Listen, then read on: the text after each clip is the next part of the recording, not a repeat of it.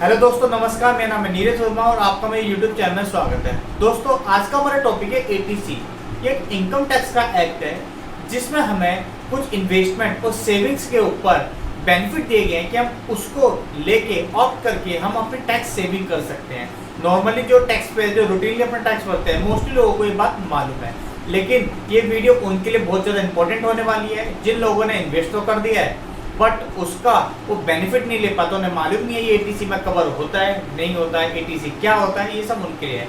साथ ही साथ मैं आपको ये भी बताऊंगा कि एटीसी में कौन कौन सी इन्वेस्टमेंट या कौन कौन सी स्कीम सेविंग प्लान्स को इंक्लूड किया गया है जिसको आप अवेल कर सकते हैं। तो चलो दोस्तों, देरी ना करते हुए मैं आपको अपनी इस वीडियो को आगे बढ़ाता हूँ और साथ में आपको बताता हूँ कि कौन कौन सी इन्वेस्टमेंट और सेविंग प्लान्स आपके लिए बेटर भी है और साथ में कौन कौन सी इसमें इंक्लूड की गई है।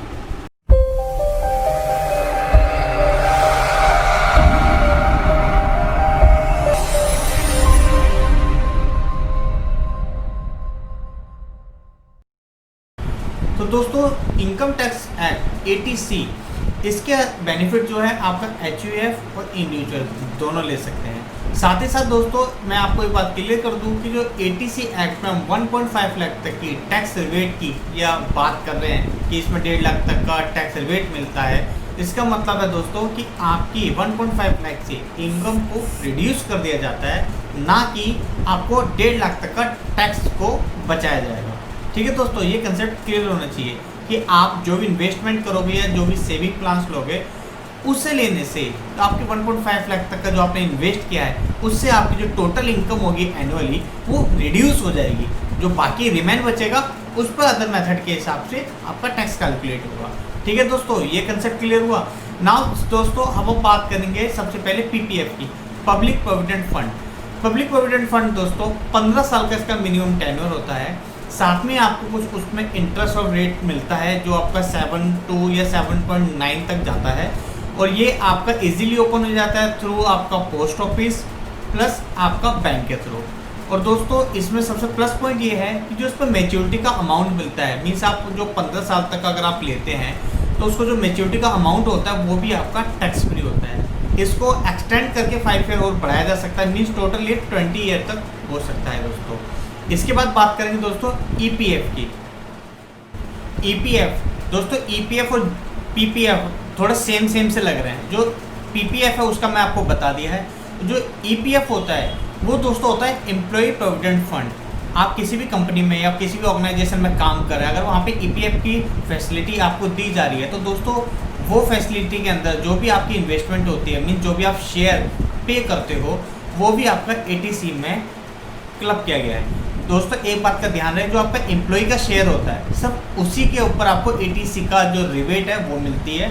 जो उसमें एम्प्लॉयर का शेयर होगा उसमें आपको टैक्स रिबेट नहीं मिलेगी या एटीसी में कवर नहीं होगा, क्योंकि इसके जितना शेयर आप इन्वेस्ट करते हैं या उसमें आपको देते हैं एज पर रूल आपका जो ऑर्गेनाइजेशन का चल रहा है उतना ही शेयर आपका एम्प्लॉयर भी डिपॉजिट कराता है आपके ईपीएफ अकाउंट में, जो कि आपका एटीसी में कवर नहीं होता। जो आपका शेयर है सिर्फ उसी को इंक्लूड किया जाएगा। दोस्तों, नेक्स्ट है आपका एफडी मींस फिक्स्ड डिपॉजिट। दोस्तों, इसकी आप फैसिलिटी भी आप बैंक और पोस्ट ऑफिस के थ्रू अपना अकाउंट ओपन करके ले सकते हैं। साथ ही दोस्तों, ये एफडी जो होती है आपकी कुछ दो तरह की होती है, एक में आपको टैक्स रिबेट मिलता है और एक में नहीं मिलता है। वो आप अपने आप बैंक से कंसल्ट कर सकते हैं कि आपको जिसमें टैक्स भी रिबेट मिले आप वो वाली एफडी ओपन कराइए, जिसका टेन्योर मिनिमम 5 ईयर का होता है। मीन्स दोस्तों, अगर आपने 5 साल के लिए एक बार पैसा डाल दिया तो बीच में आप नहीं निकाल सकते, आप 5 साल बाद ही निकाल पाएंगे। लेकिन दोस्तों, इसमें आपको एटीसी की रिबेट जब तक आपको 5 ईयर है तब तक तो आपको मिलेगी, लेकिन जब आपके 5 ईयर के बाद में जो मैच्योरिटी पे जो अमाउंट आपको रिटर्न मिलेगा इंटरेस्ट लगने के बाद वो आपका टैक्स फ्री नहीं होता। जैसे कि मैंने आपको पहले पीपीएफ में बताया था कि उसका जो मैच्योरिटी का अमाउंट था वो आपका टैक्स फ्री होता है, इसमें ऐसा नहीं है। इसमें जो भी आपको मैच्योरिटी के बाद मिलेगा वो आपका जो है बिल्कुल टैक्स फ्री नहीं होगा, उस पर आपको टैक्स देना पड़ेगा, उस पर टैक्स लगकर आएगा दोस्तों। अगला है दोस्तों एनएससी नेशनल सेविंग सर्टिफिकेट, जो कि आपको पोस्ट ऑफिस के थ्रू अवेलेबल होता है। आप इसके अंदर इन्वेस्ट कर सकते हैं। इसकी टेन्योर आपका अप टू 5 ईयर होती है। आप 5 ईयर के लिए अगर आपने एक बार इन्वेस्ट कर दिया तो आप इसे बीच में नहीं निकाल सकते, मिनिमम पीरियड आपका 5 ईयर है। और दोस्तों इसके थ्रू भी आप अपना ATC में आप रिबेट ले सकते हो। आप अपनी जो 1.5 लाख तक है आप अपनी इनकम को रिड्यूस कर सकते हो। नेक्स्ट है दोस्तों अपना NPS, national pension scheme. National pension scheme को दोस्तों एक और नाम से जाना जाता है, जो कि वॉलेंट्री रिटायरमेंट स्कीम। आपको नाम से पता लग रहा होगा, वॉलेंट्री रिटायरमेंट स्कीम है, मीन्स आपका जो टेन्योर है दोस्तों वो आपका रिटायरमेंट तक का चलता है। जैसा रिटायरमेंट में 60 साल की उम्र के बाद आप बेनिफिट ले पाते हैं, इसके अंदर भी आप वैसे ही बेनिफिट ले पाएंगे। तो दोस्तों इसके साथ ही साथ इसमें एक एडिशनल बेनिफिट एक और है, जो कि 50,000 का है, जो कि कवर होता है अंडर सेक्शन 80CCD 1B के अंदर। दोस्तों इसमें आपको एडिशनल 50,000 की और रिबेट दी जाती है 1.5 लाख के अलावा। और साथ ही साथ दोस्तों जो भी इसके मैच्योरिटी में जो अमाउंट मिलता है वो भी आपका टैक्स फ्री होता है दोस्तों। अगला है आपका दोस्तों लाइफ इंश्योरेंस प्रीमियम। जो भी अपना आप लाइफ को सिक्योर करने के लिए इंश्योरेंस लेते हैं उसकी रिबेट भी आपको ATC के अंदर मिलती है। दोस्तों यहाँ पे ध्यान देने वाली बात यह है, जो आपको इनकम टैक्स में रिबेट मिलती है, मीन्स जो आपको डिडक्शन मिलती है, वो आपकी प्रीमियम की होती है। मीन्स जितना आप इस इंश्योरेंस को पे करोगे प्रीमियम उसकी होती है, ना कि सम एश्योर्ड की। कुछ लोग उसमें जितने की पॉलिसी ले रखी होती है वो उसको क्लेम करते हैं, जो कि गलत है दोस्तों। जितना आप एनुअली, मंथली या 3 मंथली जैसे भी आप उसके जो प्रीमियम पे कर रहे हैं उसका आप ले सकते हो बेनिफिट अप टू 1.5 लाख दोस्तों। और इसके एक कंडीशन एक और है दोस्तों, जो इसकी जो मिनिमम रीपेमेंट होनी चाहिए वो मिनिमम 2 ईयर होनी चाहिए। मीन्स आपको कम से कम 2 साल तक आपको इंश्योरेंस पे करना है, जो आपकी उसका प्रीमियम है। अगर आप इस साल अगर आप ले लेते हैं इंश्योरेंस और उसका प्रीमियम पे कर देते हो, नेक्स्ट टाइम आप उसे अगर डिसकंटिन्यू कर देते हैं तो वो आपका रिवर्स चले जाएगा, अगर आपका नोटिस में आएगा तो दोस्तों ये बात याद रखिएगा, आप कम इस फैसिलिटी को लेने के लिए कम से कम आपका 2 साल तक प्रीमियम पेड होना चाहिए। नेक्स्ट है आपका दोस्तों ELSS means equity link share scheme, जो कि है म्यूचुअल फंड स्कीम, जिसमें आप अगर इन्वेस्ट करते हैं वो आप उसका बेनिफिट ले सकते हैं, बट कंडीशन है कि वो मिनिमम 3 इयर्स के लिए होता है।